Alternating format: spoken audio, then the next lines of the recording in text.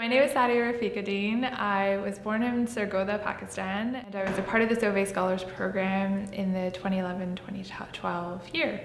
Most recently, I was working at a food bank where I was managing their programs and services, working with clients directly who were in poverty, immigrants and refugees, folks who had lost their jobs.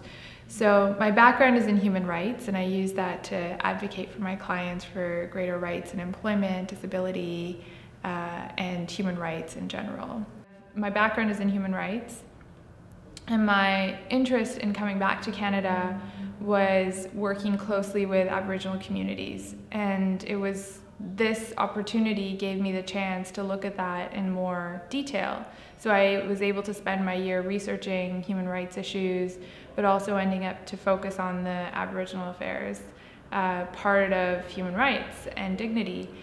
So when the opportunity came up to do my Sauvé project and go up north to Labrador to follow an Innu elder into the mountains for a month and do this journey of 175 kilometers, it completely changed my experience. And when I came back, I felt like I had so much more to give back and so much greater understanding of what it means to be Aboriginal in Canada and the challenges that Aboriginal people have faced.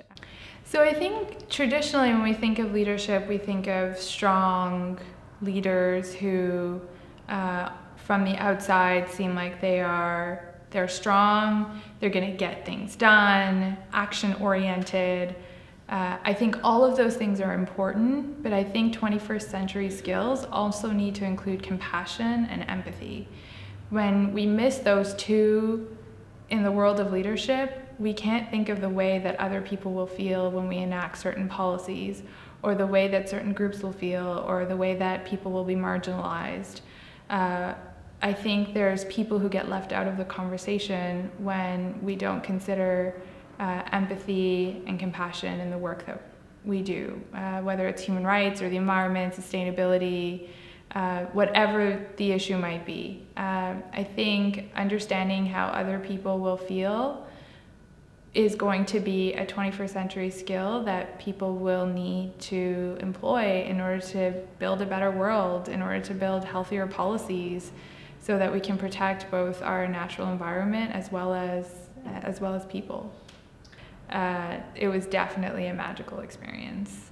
Getting to know 14 people in a house as magnificent as this one, that was where at the very root of it is the philosophy of Jeanne Sauvé.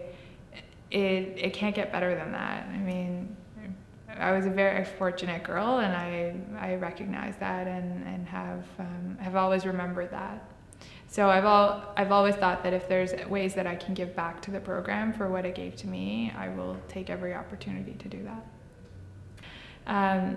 But leaving at the end of the day was probably the hardest thing at Sauvé House. I think there's just such great relationships and friendships that you build over the course of the year that are very hard to leave, but at the end of the day, you take the absolute best that you get from the program and continue to apply it in life beyond those years. I mean, that's why it's here, right? It's not just for that one year, it's for the rest of your life.